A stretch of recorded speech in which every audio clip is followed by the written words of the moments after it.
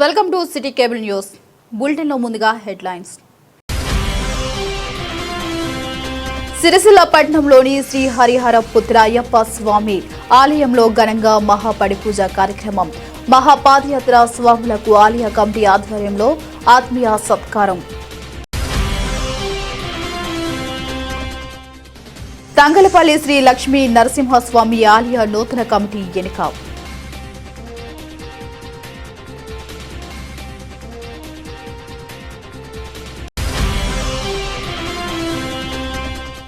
Working జర్నలిస్టులకు నష్టం చేకూర్చే జీవోను వెంటనే సవరించాలని డిమాండ్ చేస్తూ జిల్లా కలెక్టరేట్ కార్యాలయం ముందు జర్నలిస్టుల ధర్నా.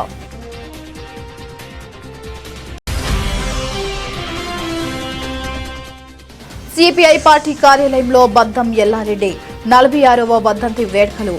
ముఖ్య అతిథిగా హాజరైన చాడా వెంకటరెడ్డి.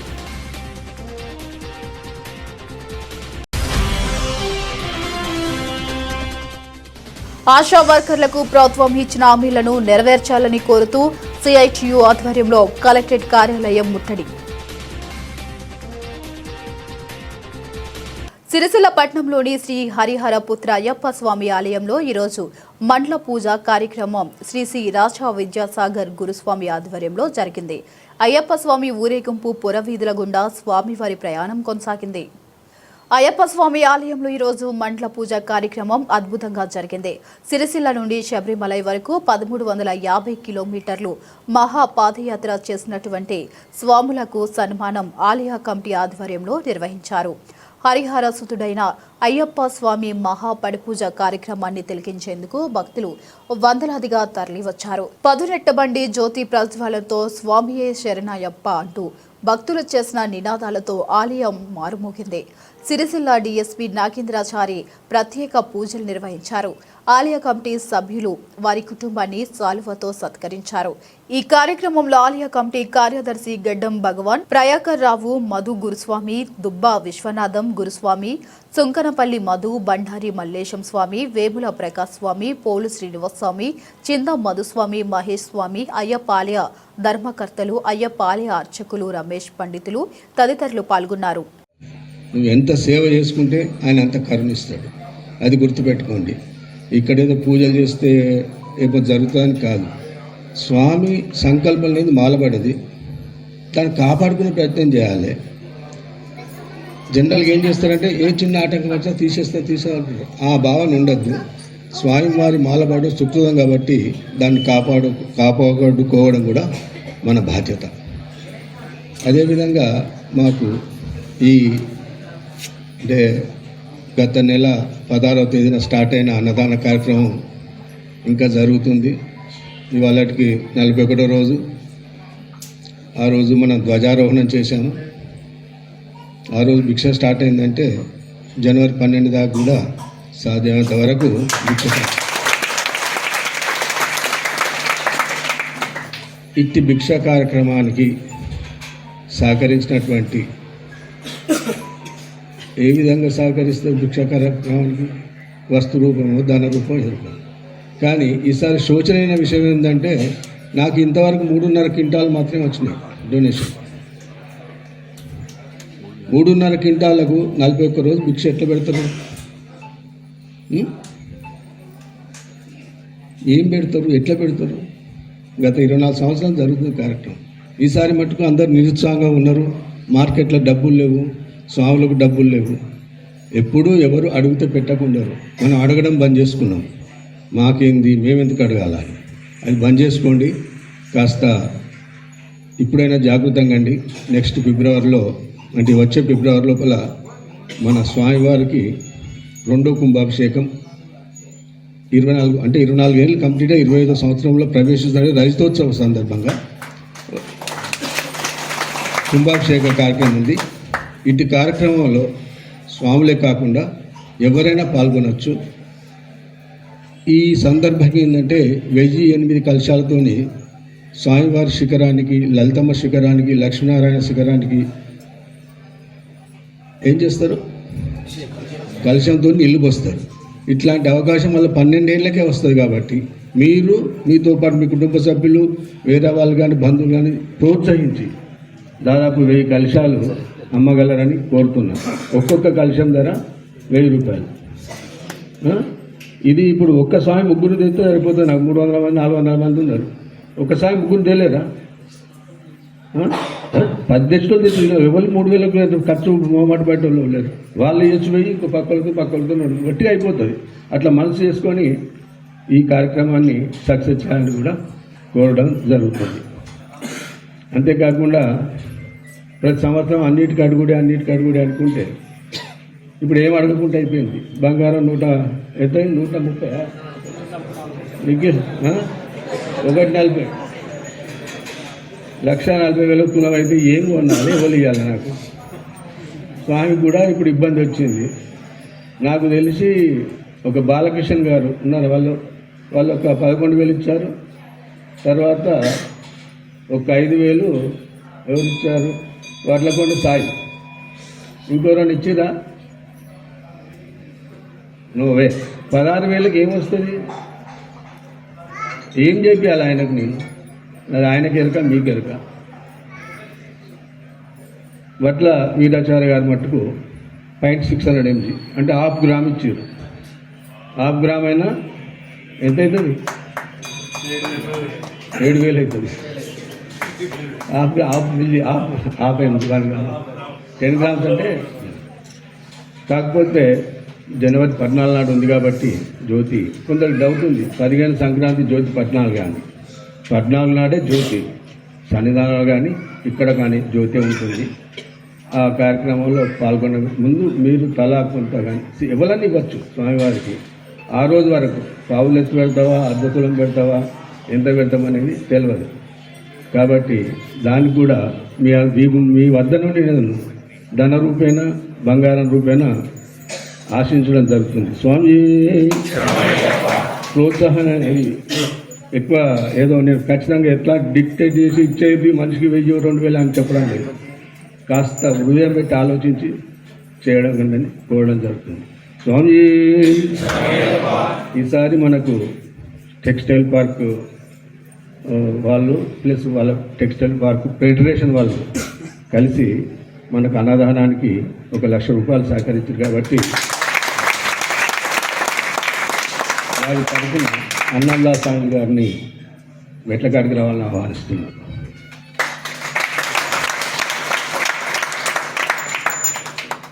అదేవిధంగా మాకు గత కొన్ని సంవత్సరాల నుండి గుడి తరఫున చిట్టి అందిస్తుంది. అదేమో అఫీషియల్ కాదు, రసీదులు ఉంటాయి. కాకపోతే దాని మీద వచ్చే కమిషన్ ఏదైతే ఉందో దైవకాంక్షానికి ఉపయోగపడుతుంది. అట్టి కృషి చేస్తున్నటువంటి మా క్యాషియర్ పూన సురేష్ గారు మరియు బొందుల శ్రీనివాస్ గారు,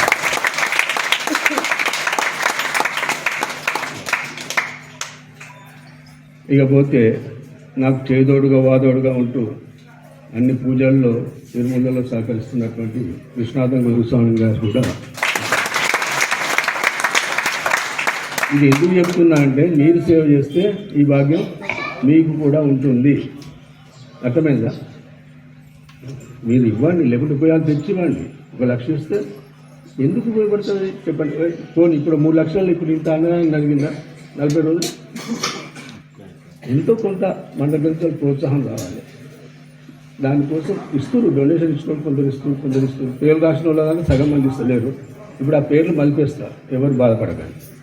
ఏం చేస్తాం కాక ఈ నుంచి ఆగున్నాయి పేర్లు బాగా. అందరేమో ఇన్ని పేర్లు వస్తున్నాయి, కిట్టాలు అప్పుకుంటారు. అందులో వచ్చేసి సగం లేదు, బాగులేదు.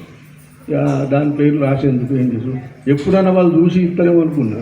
24 ఏళ్ళు అయింది, ఇంకెప్పుడు ఇస్తారు? ఎప్పుడో మాలేసుకున్నా బుద్ధి పుట్టింది, పేరు రాపిస్తారు, మళ్ళీ మాల మర్చిపోతారు. ఇది బంధు, అది బంధు. సరే ఆయన అన్నదాన ప్రభు, ఆయనకి ఇష్టం కాబట్టి ఆ కార్యక్రమం నిర్వహించడం జరుగుతుంది. కాబట్టి మీరు అన్నిటికల్లా బంధువుల స్వాముల ఇళ్ళ భిక్షలకు పోతుంటారు. ఎక్కడ పోయినా ఒక 500-1000 గుడికి తీసుకొస్తే తప్ప వాళ్ళు ఇవ్వరా? మీ 40 మందికి భోజనం పెడతారు కానీ నా గుడికి 500 ఇవ్వరా? మనకు లేదు మొదలు. తగలపల్లి మండలం కేంద్రంలోని స్వయంభూ శ్రీ లక్ష్మీ నరసింహస్వామి దేవస్థాన పాలకవర్గ ఎన్నికలు ఈరోజు జరిగాయి. మొత్తం 104 మంది సభ్యులు ఉండగా 94 మంది తమ ఓటు హక్కును వినియోగించుకున్నారు. శ్రీ లక్ష్మీ నరసింహస్వామి దేవస్థాన పాలకవర్గ కమిటీ 2 సంవత్సరాల కాల పరిమితితో ఎన్నికలు నిర్వహించారు.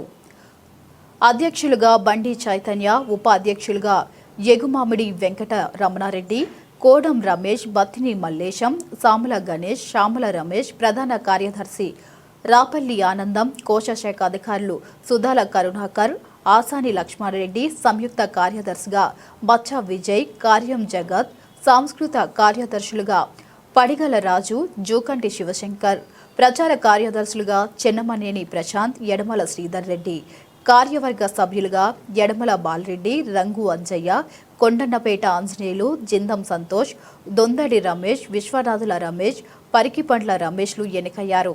ఎన్నికైన సభ్యులను గ్రామ సర్పంచ్ మోర లక్ష్మీరాజం, ఉప సర్పంచ్ ఆసాని శ్రీకాంత్ రెడ్డి, ఎన్నికల అధికార యడమల హనుమంతరెడ్లు సన్మానించారు.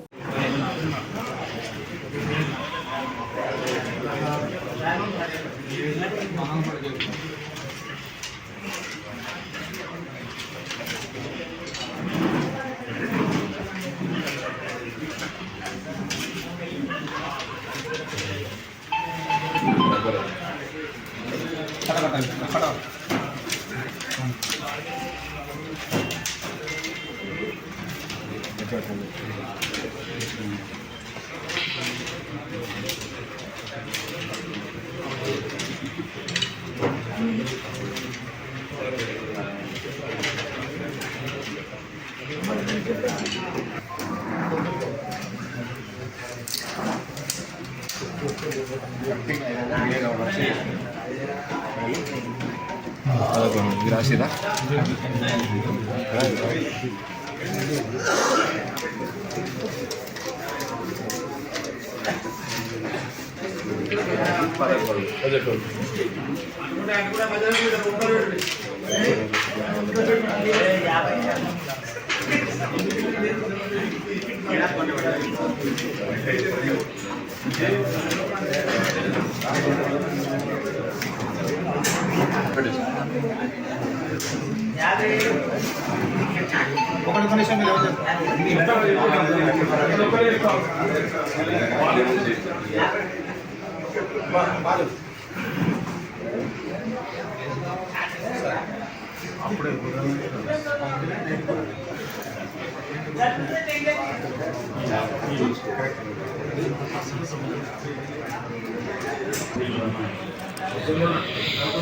గౌరవ సభ్యులందరికీ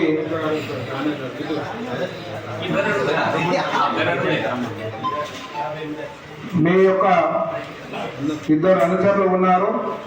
ఎవరైతే పోటీలో ఉన్న అభ్యర్థులు ఎవరైతే ఉన్నారో వాళ్ళు కూడా లోపలికి రావాల్సిందిగా ఆహ్వానిస్తున్నాం. ఎందుకంటే ఒకసారి క్రాస్ చెకింగ్ కు మీకు అవకాశం ఇస్తున్నాం. వచ్చి క్రాస్ చెకింగ్ చేసుకోవాల్సిందిగా కోరుతున్నాను.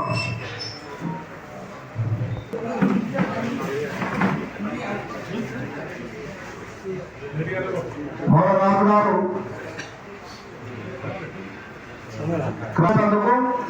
అవకాశం ఇచ్చినాం. వచ్చి ఓటర్లు వేసినటువంటి బ్యాలెట్ పేపర్లు పరిశీలించుకుంటే మాకు ఎలాంటి అభ్యంతరం లేదు. ఒకవేళ పరిశీలించకుంటే అనౌన్స్మెంట్ చేయమంటే చేస్తాం. ఏమైనా ఓటింగ్ ప్రక్రియ మీద అనుమానం ఉన్నట్లయితే దాన్ని నివృత్తి చేసేందుకు మేము సిద్ధంగా ఉన్నాం. ఏమైనా అనుమానాలు ఉంటే తెలియజేయగలరు.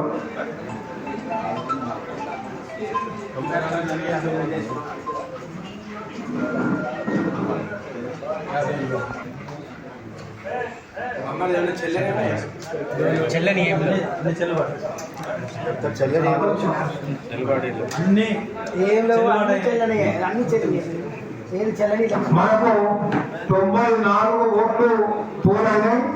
ఇప్పుడు వారి యొక్క అనుజాన సందర్భాలు తీసుకుంటున్నాం. అన్ని చెల్లుబాటు అయినాయా? 94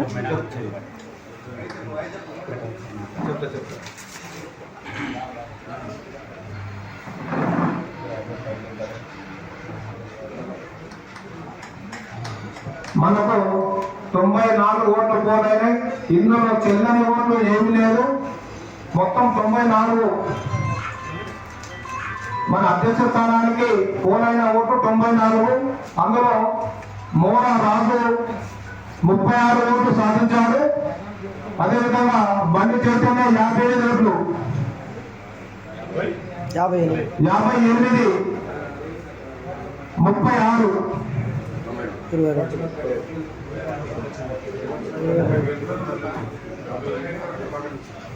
ఇప్పుడు బండి చైతన్య అధ్యక్ష స్థానానికి గెలుపొందారు.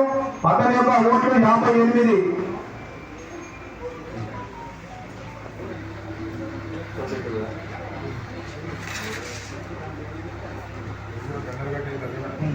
అన్ని దాచిపెట్టారు, ప్రతి కూడా దాచిపెట్టారు.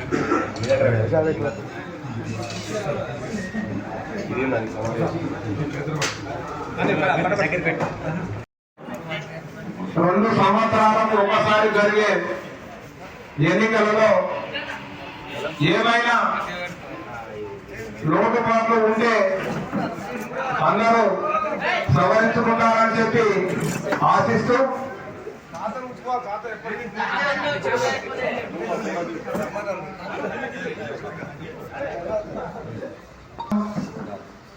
ఈ పాలకవర్గం బ్రహ్మోత్సవాలు జరిగినప్పుడు వాస్తవంగా బ్రహ్మోత్సవాలు జరిగినప్పుడు మన కమిటీ సభ్యులు వచ్చిండ్రు. ఆ లక్ష్మీ నరసింహస్వామి మహాత్మ్యం ఏందో కానీ ఈరోజు ఉదయం 9 నుంచి సాయంత్రం 5 గంటల వరకు దేవుని సన్నిధిలో మీరందరూ ఆశీర్వాదైనందుకు మా ఎన్నికల సిబ్బంది తరఫున మీ అందరికీ పేరు పేరున కృతజ్ఞతలు తెలియజేస్తున్నాను. మనం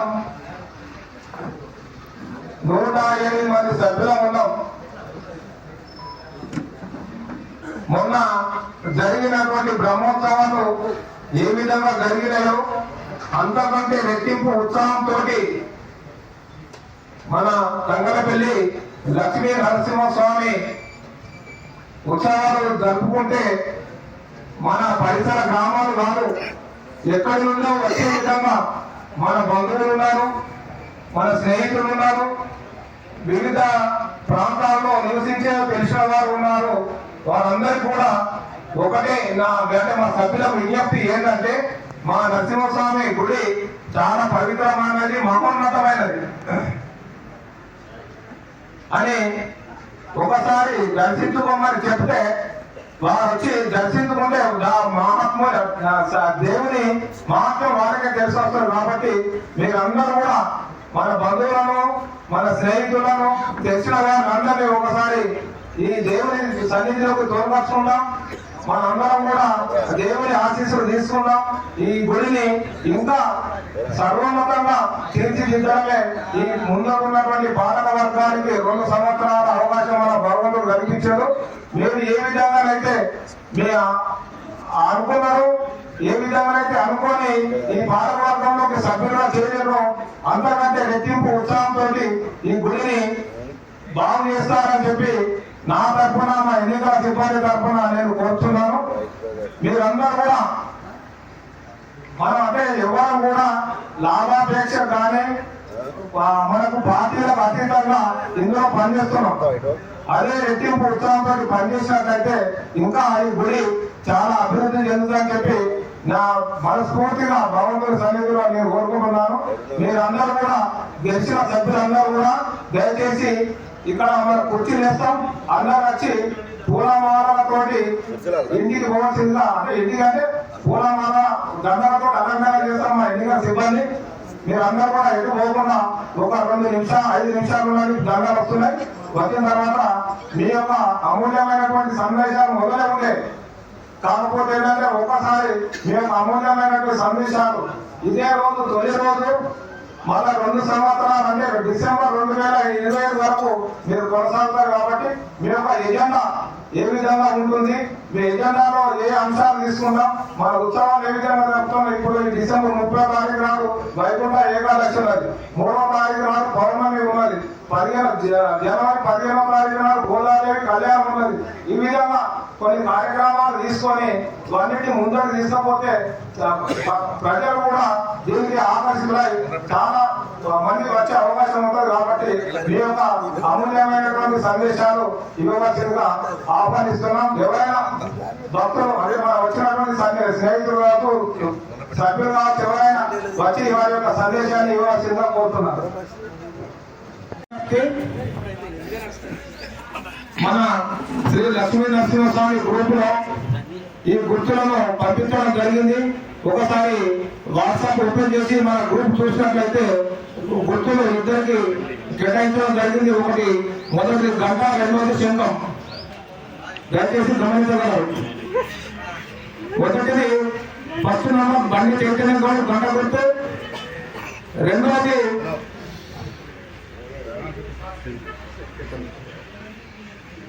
2, 3, 4 శంఖం గుర్తు. వర్కింగ్ జర్నలిస్టులకు నష్టం చేకూర్చే జీవో 252ను వెంటనే సవరించాలని, అర్హులైన ప్రతి జర్నలిస్టుకు అక్రిడిటేషన్ కార్డు అందించాలని TUWC 143 యూనియన్ నాయకులు డిమాండ్ చేశారు. ఈ రోజు రాజన్న సిరిసిల్ల జిల్లా కలెక్టరేట్ కార్యాలయం ముందు బైఠాయించి నిరసన తెలిపారు. తెలంగాణ వర్కింగ్ జర్నలిస్టుల అక్రిడిటేషన్ కార్డుల జారీ నిమిత్తం రాష్ట్ర ప్రభుత్వం ఇటీవల జారీ చేసిన జీవో నెంబర్ 256 జర్నలిస్టుల ప్రయోజనాలను విఘాతం కలిగించేలా ఉందని తెలంగాణ యూనియన్ ఆఫ్ వర్కింగ్ జర్నలిస్టుల జిల్లా అధ్యక్షులు లాయక్ పాషా ఆవేదన వ్యక్తం చేశారు. ప్రభుత్వం విధించిన కొత్త నిబంధనల వల్ల క్షేత్రస్థాయిలో పనిచేస్తున్న మెజార్టీ జర్నలిస్టులు అక్రిడిటేషన్ కార్డులు పొందే అవకాశాన్ని కోల్పోతారన్నారు. జీవోను రూపొందించిన విధంగా జర్నలిస్టుల హక్కులను, సంక్షేమాన్ని కాల రాయడమేనని అన్నారు. ప్రత్యేక తెలంగాణ రాష్ట్ర ఉద్యమ సమయంలో జర్నలిస్టులు తమ ప్రాణాలను, ఉద్యోగాలను పణంగా పెట్టి పోరాడారని, తెలంగాణ రాష్ట్ర సాధనలో ముఖ్య భూమికను పోషించిన జర్నలిస్టు సమాజంపై నేడు ప్రభుత్వం కక్షగట్టడం సమంజసం కాదని వారు పేర్కొన్నారు. అనంతరం జిల్లా కలెక్టరేట్ అధికారికి వినతి పత్రం సమర్పించారు. ఈ కార్యక్రమంలో TUWCH 143 ఎలక్ట్రానిక్ మీడియా టెంజు అధ్యక్షులు ఇరుకుల్ల ప్రవీణ్, ప్రధాన కార్యదర్శి మహ్మద్ అజీం, కోశశాఖ అధికారి సయ్యద్ కలీంలతో పాటు వివిధ మండలాల ప్రెస్ క్లబ్ల అధ్యక్షులు, కార్యదర్శులు, జిల్లా కార్యవర్గం, యూనియన్ నాయకులు పాల్గొన్నారు. తెలంగాణ యూనియన్ ఆఫ్ వర్కింగ్ జర్నలిస్టుల సంఘం TUWJ H143 రాజన్న సిరిసిల్ల జిల్లా కమిటీ, అలాగే ఎలక్ట్రానిక్ మీడియా టెంజు ఆధ్వర్యంలో ఈరోజు చలో కలెక్టరేట్ కార్యక్రమాన్ని ఘనంగా నిర్వహించుకున్నాం. ఈ నిరసన కార్యక్రమాల ముఖ్య ఉద్దేశం ఏంటంటే, ఇటీవల తెలంగాణ రాష్ట్ర ప్రభుత్వం జర్నలిస్టుల అక్రిడిటేషన్ కార్డుల జారీ కోసం ఒక జీవోను జారీ చేసింది. GO number 252. ఈ జీవోను అనుసరించి అక్రిడిటేషన్ జారీ చేసినట్లయితే చాలామంది జర్నలిస్టులకు అన్యాయం జరుగుతుందని మా యూనియన్, మా రాష్ట్ర కమిటీ భావించింది. దాదాపు 8 నుంచి 10,000 మంది జర్నలిస్టులకు అన్యాయం జరిగే అవకాశం ఉన్నందున రాష్ట్ర వ్యాప్తంగా నిరసన కార్యక్రమాలకు పిలుపునిచ్చారు. ఇందులో భాగంగానే ఈరోజు రాజన్న సిరిసిల్ల జిల్లా కలెక్టరేట్ ముందు నిరసన కార్యక్రమాన్ని చేపట్టాం. మా జిల్లా కమిటీ, అలాగే మా టెంజు, మా మొత్తం సభ్యులు అందరూ రోడ్లపైకి వచ్చి నిరసన వ్యక్తం చేశారు. మేము ప్రభుత్వ పెద్దలను, ముఖ్యమంత్రి రేవంత్ రెడ్డిని, media academy chairman Srinivas Reddy గారిని, అలాగే INPR కమిషనర్ గారిని, అలాగే మా జిల్లాకు బాస్ అయిన ప్రభుత్వ విప్పు మా శాసనసభ్యులు ఆది శ్రీరన్న గారికి ప్రత్యేక రిక్వెస్ట్ ఏంటంటే, అయ్యా, తెలంగాణ ఉద్యమంలో జర్నలిస్టుల పాత్ర మీకు తెలుసు ఎంత ముఖ్యమైందో, ఎన్ని ప్రాణాలను పణంగబెట్టామో, ఉద్యోగాలను పణంగబెట్టామో మీకు తెలుసు. ప్రత్యేక తెలంగాణ రాష్ట్రాన్ని సాధించుకున్న తర్వాత ఈరోజు జర్నలిస్టులపై కక్ష కట్టడం ఇది సమంజసమేనా? ఒక్కసారి ఆత్మవిమర్శ చేసుకోవాల్సిన అవసరం ఉంది. దయచేసి ఇప్పటికైనా జర్నలిస్టుల సంక్షేమం కోసం, జర్నలిస్టుల హక్కుల కోసం ప్రభుత్వం సహకరించాల్సిందిగా విజ్ఞప్తి చేస్తూ, ఈరోజు ఈ కార్యక్రమానికి విచ్చేసిన నా సహచర జర్నలిస్టులందరికీ, మా యూనియన్ నాయకులకు పేరు పేరున ధన్యవాదాలు. Thank you. రాజన్న సిరిసిల్ల జిల్లా సిపిఐ పార్టీ జిల్లా కార్యవర్గం కౌన్సిల్ సమావేశం స్థానిక సిపిఐ పార్టీ కార్యాలయంలో ఈరోజు జరిగింది. కామ్రేడ్ బద్దం ఎల్లారెడ్డి 46వ వర్ధంతిని పురస్కరించుకుని ఆయన చిత్రపటానికి పూలమాలలు వేసి నివాళులర్పించారు. ఈ కార్యక్రమానికి ముఖ్య అతిథులుగా కామ్రేడ్ చాడా వెంకటరెడ్డి, జాతీయ నాయకులు కాలవేని శంకరన్న, జాతీయ కార్యవర్గ సభ్యులు హాజరయ్యారు. 100 సంవత్సరాల సిపిఐ పార్టీ ఉత్సవాలను పురస్కరించుకుని జనవరి 11న ముస్తాబాద్లో సిరిసిల్లలో కార్యక్రమాలు ఉంటాయని, జనవరి 18న ఖమ్మం పట్టణంలో జాతీయ స్థాయిలో ముగింపు సభ ఉంటుందని, 40 దేశాల ప్రతినిధులు 5 లక్షల మందితో సభ 15,000 జనవాదల్ కార్యకర్తలతో కావతు ఉంటుందని చాడా వెంకటరెడ్డి తెలిపారు. ఎంపీగా, ఎమ్మెల్యేగా, రాజ్యసభ సభ్యులుగా పేదల కోసం ఎనలేని పోరాటాలు చేశారని, తెలంగాణ రైతాంగ సాయుధ పోరాటంకు పిలుపునిచ్చి నాయకత్వం వహించారని అన్నారు. కేంద్రంలో ఉన్న బీజేపీ ప్రభుత్వం ఆపరేషన్ కగార్ పేరుతో ఆదివాసీలపై దమనకాండం చేస్తున్నారని, అడవులను, సహజ సంపదను కార్పొరేట్లకు అనుకూలంగా దేశ సంపదలు దోచిపెడుతున్నారని అన్నారు. ఈ కార్యక్రమంలో జిల్లా ప్రధాన కార్యదర్శి మంద సుదర్శన్, కార్యవర్గ సభ్యులు కడారి రాములు, గుంటి వేణు, కేవి అనసూర్య, పంతం రవి, మీసం లక్ష్మణ్, సోమ నాగరాజు, తీపిరెడ్డి తిరుపతి రెడ్డి, మందం అనిల్, పండుగ పోచమల్లు, గాజుల లింగం, వడ్డేపల్లి లక్ష్మణ్, కొంకా విజయ్ తదితరులు పాల్గొన్నారు.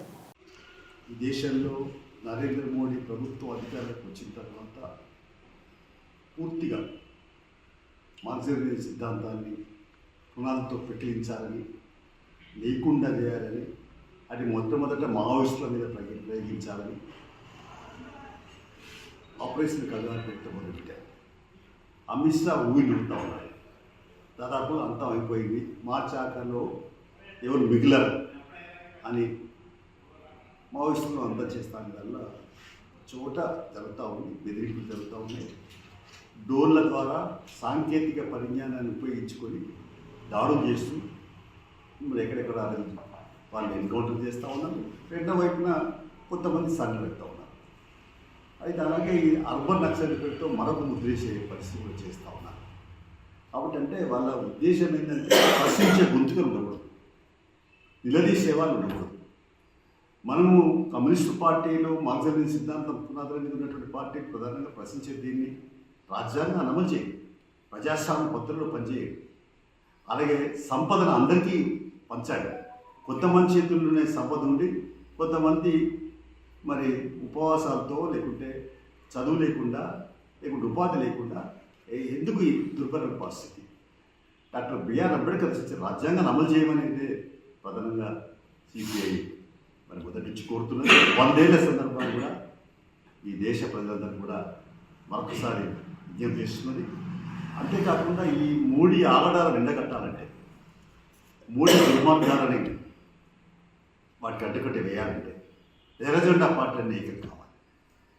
వామపక్షాలన్నీ ఏకమైతేనే మన గద్దె ఢిల్లీ, ఎర్రకోట అక్కడికి వెళ్ళగలం. కాబట్టి ఢిల్లీకి, ఎర్రకోటకు పైన వెళ్ళాలంటే వామపక్షాలన్నీ ఏకం కావాల్సిన అవసరం అనేటువంటిది నేను ప్రధానంగా తెలియపరుస్తాను. ఇప్పటికీ మరి చూస్తే ఈ దేశంలో ఉన్నటువంటి మరి ప్రధాన రంగాలలో పారిశ్రామిక రంగం పూర్తిగా కార్పొరేట్ చేతులకు పోయింది. వ్యవసాయం కూడా మరి వాళ్ళ చూస్తే పూర్తిగా రియల్ ఎస్టేట్ వ్యాపారులకు పరవెత్తున్నటువంటి భూమంతా పరవెత్తున్నటువంటి పరిస్థితి కనపడతాము. యాంత్రికంగా వచ్చేసింది. ఇంకోవైపున ఈ జాతీయ గ్రామాన్ని ఉపాధి హామీ చట్టం, మహాత్మా గాంధీ జాతీయ గ్రామీణ ఉపాధి చట్టం ఉంటే మహాత్మా గాంధీని ఎందుకు తీసేయాలి పేరు? ఏమన్నా ఆ పేరు ఏమన్నా ఎవరికైనా అన్యాయం చేసింది, నష్టం చేసింది? మహాత్మా గాంధీ అంటే ఆయన ఈ దేశానికి స్వాతంత్ర పోరాటంలో త్యాగాలు చేసిన ఆయన. అంతేకాకుండా ఆయన మరి మొత్తం స్వాతంత్రం కొరకు అర్జునులు, ఎస్సీలు వాళ్ళు షర్ట్లు బట్టలు లేకుండా ఉన్నారు కాబట్టి నేను కూడా బట్టలు లేకుంటున్నాను ఒక త్యాగదారుడు రఘురామసి. మరి ఆయన రకరకాల కూడా ఆయన ఏదైతుందో త్యాగం చేసినటువంటి మహాత్మా గాంధీ పట్ల కించపరిచే పద్ధతులలో అసలు ఆర్ఎస్ఎస్ నాయకుడే రామ్నాథ్ గాడ్సే అనేటి ఆయన కాల్చెప్పారు.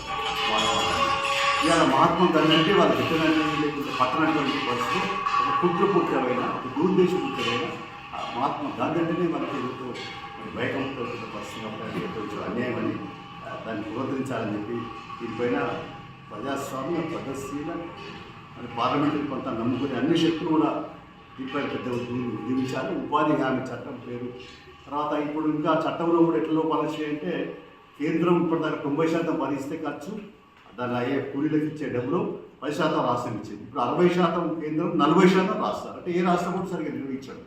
అంటే ఉపాధి హామీ చట్టం నిర్వీర్యం అయిపోతుంది. నిర్వీర్యం చేయాలని వీళ్ళు అంటే కూలీల మరి నోలు కొట్టాలనే కుట్రపంతులు దీన్ని బట్టి అర్థమవుతా ఉంది. అందుకనే ఈ జాతీయ గ్రామీణ ఉపాధి హామీ చట్టం మహాత్మా గాంధీ చట్టాన్ని అట్టే కొనసాగించాలా, 90% కేంద్ర విధాన నిధులు ఆస్థానం 10% పెట్టుకునేది కొనసాగించాలని చెప్పేసి డిమాండ్ చేస్తున్నాం. అంతేకాకుండా ఇవాళ ఉన్నటువంటి మరి ఈ పార్లమెంటరీ పంతాలు వాళ్ళ ఈ మరి ఏదైతే రియార్గేషన్ పునర్నిర్మాణం పార్లమెంట్ ఎన్నికలకు సంబంధించి అసెంబ్లీలు పార్లమెంట్ సభ్యులు కూడా చేద్దాము 2026 అంటా ఉన్నారు. 2026లో దాన్ని కూడా దృష్టిలో పెట్టుకొని ఇప్పుడు ఉన్నటువంటి పరిస్థితుల్లో దక్షిణాది రాష్ట్రాలకు అన్యాయం జరిగే పరిస్థితి కాబట్టి ఉత్తరాష్ట్ర బలం పెంచుకొని మళ్ళీ ఒకసారి అధికారం లేదా గుత్తాధిపత్యం సంపాదించుకోవాలి, ఈ దేశంలో అధ్యక్ష స్థాన పరిపాలన తీసుకురావాలనేటువంటి కుట్ర వీలుతున్నారు. కాబట్టి ఏదైనా నరేంద్ర మోడీ దుర్మార్గాన్ని ఎండగట్టాలి. ఈ మతోన్మాద మరి నియంతృత్వ ఫాసిస్టు శక్తులను ఓడించాలంటే వాళ్ళ ఈ ఇండియా కూటమి మన వాళ్ళ ఇండియా కూటమి అంత బలపడాలా, ఆ ఎన్డీఏని ఎదిరించాలంటే ఇండియా కూటమి బలపడదని సాధ్యమవుతుందని చెప్పి కాంగ్రెస్ పార్టీ ప్రధాన పాత్ర పోషించాలా. ఇప్పటికైనా అందరినీ కలపకపోయి ఈ దేశంలో మరి కాంగ్రెస్ పార్టీ ఆధ్వర్యంలో ఇండియా కూటమి మొత్తం కలిసి ఈ నరేంద్ర మోడీ ఆగడాన్ని ఎండగట్టేందుకు, నరేంద్ర మోడీ దుర్మార్గాన్ని ఎండగట్టు ప్రజలు చైతన్యపరిచి రానున్న కాలంలో ఈ బీజేపీని గద్దించే ఎన్డీఏ కూటమి గద్దించే కృషి ఏర్పాటు చేయాల్సిన అవసరం ఉందని డిమాండ్ చేస్తున్నారు. కామ్రేడ్స్, బద్దమెల్లారెడ్డి గారు మన నుంచి భౌతికంగా విడిపోయి 46 సంవత్సరాలు, అంటే 46వ వర్ధంతిని మనం జరుపుకుంటా ఉన్నాం. బద్దమెల్లారెడ్డి గారు సిరిసిల్ల పాత తాలూకాలోని ప్రస్తుతం ఇల్లంతకుంట మండలంలో ఉన్నటువంటి గాలిపెల్లిలో ఒక భూస్వామి కుటుంబంలో, ఒక వతందారి కుటుంబంలో పుట్టి ఆనాడు చదువుకై హైదరాబాద్కు వెళ్ళి అక్కడ రెడ్డి హాస్టల్లో ఉంటూ ఆనాటి తెలంగాణ సాయుధ పోరాటంలోను, ఆంధ్ర మహాసభలోను, అలాగే దేశ స్వాతంత్ర పోరాటంలోను మహాత్మా గాంధీ ఇచ్చిన ఉప్పు సత్యాగ్రహం కాకినాడకు కూడా వెళ్ళి వచ్చినటువంటి నాయకుడు. అప్పుడు మహాత్మా గాంధీ నాయకత్వం కూడా కొంతకాలం పనిచేసి ఆ తర్వాత మార్క్సిజం లెనినిజం సిద్ధాంతాన్ని అన్వయించుకొని కమ్యూనిస్ట్ పార్టీలో చేరి మరి అంచెలంచెలుగా ఎదిగి ఈ ఎస్సీలపైన అంటరానితనం అలాంటి అణచివేతలున్న సందర్భంలో వెట్టి చాకరీ రద్దు కావాలని ఆయన మరి అనేక పత్రుల్లో ఉద్యోగ పోరాటాలు నిర్వహించారు. అంతేకాకుండా ఆయన తెలంగాణ తొలి కమ్యూనిస్ట్ పార్టీ కార్యదర్శి. అప్పుడు ఆంధ్రప్రదేశ్లో కలవలే, ఇంకా అప్పుడు తెలంగాణ నైజాం రాజకీయ వ్యవస్థలో ఉంది కాబట్టి అప్పుడు తొలి కార్యదర్శిగా ఆయన ఉన్నాడు. ఆగస్టు 15, 1947న దేశం స్వాతంత్రం వచ్చింది, కానీ తెలంగాణకు రాలేదు. నైజాం రాజు నిరాకరించాడు, స్వతంత్ర దేశంగా ప్రకటించుకున్నాడు. అందుకని 1947 సెప్టెంబర్ 11న తెలంగాణ సాయుధ పోరాటం పిలిపించినాం. ఆ పిలిపించిన దానిలో మరి బద్దమెల్లారెడ్డి గారు, రావిదాన్ రెడ్డి గారు, మగ్దుమ్ ముగ్గురు ఇచ్చారు. ఆ పిలుపు ప్రపంచమైంది, ఊరు వాడు ఒక్కరైంది. తెలంగాణ వ్యాప్తంగా మహిళలు, తర్వాత అందరూ కూడా ఎస్సీలు, బీసీలు, బడు బలహీన వర్గాలంతా కత్తులు కట్టలు బట్టి దొరలను తరిమి కొట్టి 3000 గ్రామాలను విముక్తి చేసుకొని గ్రామరాజ్యాలు ఏర్పాటు చేసుకొని 4500 మంది అస్త్రపం చేసినటువంటి త్యాగాల చరిత్రది. అందులో మరి పిలిపించిన వాళ్ళల్లో మరి బద్దమెల్లారెడ్డి గారు ఉండటం అనేది మన జిల్లాకు గర్వకారణం అని చెప్పి తెలియపరుస్తున్నాను. అంతేకాకుండా సెప్టెంబర్ 17, 1948న ఈ హైదరాబాద్ సంస్థానం భారతదేశ విలీనం అయిన తర్వాత కూడా కంటిన్యూగా మళ్ళీ ఈ పేదోళ్ళకి పుణ్యవాడికి భూమి కావాలా, పేదరికం పోవాలా అనే పోరాటంలో కూడా ప్రధాన పాత్ర పోషించాడు. 1952లో మరి కరీంనగర్ పార్లమెంట్ సభ్యుడిగా ఎన్నికైంది. ఆ తర్వాత మరి ఆయన జగిత్యాల జిల్లాలో బుగ్గారంలో కూడా మధ్యంతర ఎన్నికలు వస్తే అక్కడ అయినారు. 1972లో ఇందుర్తి నియోజకవర్గంలో ఆయన ఎమ్మెల్యే అయినాడు, రాజ్యసభ సభ్యుడైనాడు. ఆయన అనేక ఆటుపోట్లు ఎదుర్కొన్నాడు. కరీంనగర్లో ఆయన ఘోరమైన అవమానం చేశారు. ఆయన చేతులకు కాళ్ళకు సంఖ్యలేసి చిత్రహింసలు పెట్టి పోలీసులు నానా బీభత్సం చేశారు. అయినా కూడా ఆయన అధైర్యపడకుండా కమ్యూనిస్ట్ పార్టీ ఉద్యమాన్ని బలోపేతం కృషి చేశాడు. ఈ కరీంనగర్ జిల్లాలనే కాదు, తెలంగాణ వ్యాప్తంగా ఆంధ్రప్రదేశ్లో కూడా, అప్పుడు ఆంధ్రప్రదేశ్ అవతల తర్వాత కూడా మొత్తం మరి దేశంలో కూడా ఆయన పేరు పరిస్థితులు సంపాదించుకున్నాడు. ఒక మంచి ఉత్తమ నాయకుడు, త్యాగధనుడు, త్యాగమూర్తి. మన బద్దమెల్లారెడ్డి గారు జవహర్లు అర్పిస్తూ వారి ఆశయాన్ని పుచ్చుకొని ముందుకు పోదామని చెప్పి ప్రతిగా తీసుకుంటూ మీ అందరికీ ముందుకు తెలుసు. ఆశా వర్కర్లకు రావాల్సిన లెప్రసీ ఇతర సర్వేల పెండింగ్ డబ్బులు వెంటనే అందించాలని కోరుతూ సిఐటియు ఆధ్వర్యంలో జిల్లా కలెక్టర్ కార్యాలయం ముందు ఆశా వర్కర్లు ధర్నా కార్యక్రమం నిర్వహించారు. ఆశాలకు ప్రభుత్వం ఇచ్చిన హామీ ప్రకారం 18,000 రూపాయల ఫిక్స్డ్ వేతనం అందించాలని డిమాండ్ చేశారు. ప్రజల ఆరోగ్య సంరక్షణలో భాగంగా ప్రభుత్వం చేపడుతున్న ప్రతి కార్యక్రమంలో క్షేత్రస్థాయిలో భాగస్వామ్యమయ్యి పనిచేస్తున్న ఆశా వర్కర్ల సమస్యల పట్ల ప్రభుత్వం అధికారులు నిర్లక్ష్యంగా వ్యవహరిస్తున్నారని ఆశా వర్కర్స్ యూనియన్ జిల్లా నాయకులు మంజుల, భారతి, గాయత్రిలు మండిపడ్డారు. ఇప్పటికైనా వెంటనే పెండింగ్లో సర్వేలో డబ్బులను అందించాలని, ఫిక్స్డ్ వేతనం 18,000 రూపాయలు అమలు చేయాలని, లేకుంటే రానున్న రోజుల్లో పోరాటాలను ఉధృతం చేస్తామని అన్నారు. ఈ కార్యక్రమంలో జయశీల, కస్తూరి, లత, చంద్రకళ, లావణ్య, జమున, గీత, స్రవంతి, తార, రేణుక, భూలక్ష్మి పెద్ద ఎత్తున ఆశా వర్కర్లు పాల్గొన్నారు. మీడియా మిత్రులందరికీ నా యొక్క నమస్కారము. మేము గత 20 సంవత్సరాల నుంచి ఆశా వర్కర్గా చేస్తున్నాము. కానీ ఒక్క పని అంటూ సాధించుకోవాలనుకుంటూ పోతున్నాము. ఎట్టి చాకరీ చేయించుకుంటారు. మాకు హామీ ఇప్పుడు 20 డిమాండ్లు ఉన్నాయి. మా 20 డిమాండ్ల మీద హామీ ఇచ్చేంత వరకు మేము ఈ కొనసాగుతామని ధర్నా అని చెప్తున్నాము. మెయిన్ మాకేముందో అంటే మాకు పల్స్ పోలియో డబ్బులు లేవు, లెప్రసీ డబ్బులు లేవు, మాకు ప్రమాద బీమా సౌకర్యం లేదు. మాకు గత 2 సంవత్సరాలు 3 సంవత్సరాలు ఉట్టిగానే చేసినాం. అదేది లెప్రసీ సర్వే రూపాయి రాలి. మరి అన్ని జిల్లాలల్లో పింఛన్లు వస్తున్నాయి. వితంతులం ఉన్నాం, వికలాంగులం ఉన్నాం. ఆరోగ్యం పరిస్థితి సిమించలేక డ్యూటీలు చేసి హెల్త్ బాగాలేకపోయినా మేము డబ్బులు పెట్టుకొని పని చేయించుకుంటున్నాం. మరి ఇప్పుడు మా అంతు మరి ఈ ప్రభుత్వం ఏం చేస్తలేదు, ఆ ప్రభుత్వం ఏం చేస్తలేదు. మరి ప్రభుత్వానికి ధన్యవాదాలని చెప్పుకోవడానికి ఏం లేదు, సిగ్గుసేటుగానే ఉంది మాకు. అప్పటి నుండి ఇప్పటి వరకైనా గత 20 సంవత్సరాల నుంచి చేస్తున్నాం. మాకు ప్రమాద బీమా సౌకర్యము 18,000 మాకు పర్మనెంట్ కావాలి. పింఛన్ ప్రతి ఒక్క వితంతు ఆశాకు పింఛన్లు, ఏఎన్సీ టార్గెట్, స్కూట్ ఆమె మాకు మొన్న ఎలక్షన్ల డ్యూటీ పడితే అంగన్వాడి వాళ్ళకి ఇచ్చిర్రు, ఫుడ్ పెట్టిర్రు. కనీసం మాకు ఎలక్షన్ల డ్యూటీ డబ్బులు 2-3 సంవత్సరాలు అయినా రూపాయి రాలేదు. మేము ఎందుకు ఉండాలి? ఏమన్నంటే మెడికల్ వాళ్ళు ఏమంటారు, మీరు అక్కడ ఉండాలంటారు. ఇట్లా చేసుకుంటా పోతా ఉంటే మాకు ఇంట్లో మా పిల్లలను చదువుకోవడానికి ఇబ్బంది ఉంది. మరి ప్రభుత్వం ఎందుకు ఇంత మా మీద మొండిగా చేస్తుందో మనకు అర్థమైతలే. మరి అయ్యా మరి మేము మీతోటి బిడ్డలమే కదా, చెల్లెళ్ళమే కదా, మరి ఎందుకు నా రేవంత్ రెడ్డి మీరన్నా వస్తే ఏదన్నా మాకు అది చేస్తారేమో అంటే అది సుతలేదు.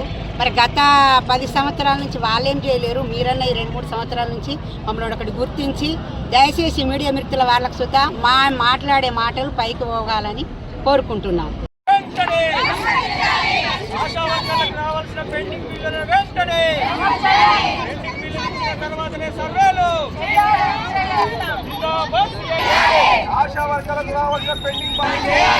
ఆశా వర్కర్లకు ఇచ్చిన వెంటనే జిందాబాద్ సిఐటియు, జిందాబాద్ సిఐటియు. ఆశా వర్కర్ల న్యాయమైన డిమాండ్లు వెంటనే, ఆశా వర్కర్లతో వ్యక్తి చాకిరీ. ఈ సంవత్సరం లెప్రసీ సర్వే డబ్బులకు సంబంధించినటువంటి స్పష్టమైనటువంటి ఇస్తామని హామీ ఇవ్వాలని, అదేవిధంగా ఈరోజు రాష్ట్ర వ్యాప్తంగా ఆశా వర్కర్స్ ముందు ధర్నా కార్యక్రమాలకు పిలుపునివ్వడం జరిగింది. ఇటు పిలుపులో భాగంగా పెద్ద ఎత్తున మనం కలెక్టరేట్ ముందు ధర్నా కార్యక్రమం సిఐటియు రాజన్న సిరిసిల్ల జిల్లా కమిటీ పక్షాన విప్లవాభినందన చేయాలని, ఇక్కడ జిల్లాలో ఎన్నికలకు సంబంధించినటువంటి పల్స్ పోలియోకు సంబంధించినటువంటి పెండింగ్ బల్లులు. బులెటిన్ ముగించే ముందు మరొకసారి హెడ్లైన్స్. సిరిసిల్ల పట్టణంలోని శ్రీ హరిహర పుత్ర అయ్యప్ప స్వామి ఆలయంలో ఘనంగా మహాపడి పూజ కార్యక్రమం. మహాపాదయాత్ర స్వాములకు ఆలయ కమిటీ ఆధ్వర్యంలో ఆత్మీయ సత్కారం. తంగలపల్లి శ్రీ లక్ష్మీ నరసింహస్వామి ఆలయ నూతన కమిటీ ఎన్నిక.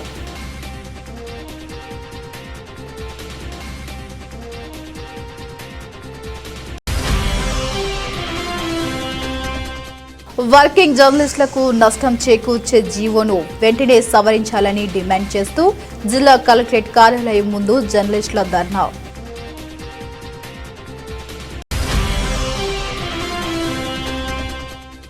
సిపిఐ పార్టీ కార్యాలయంలో బద్దం ఎల్లారెడ్డి 46వ వర్ధంతి వేడుకలు. ముఖ్య అతిథిగా హాజరైన చాడా వెంకటరెడ్డి.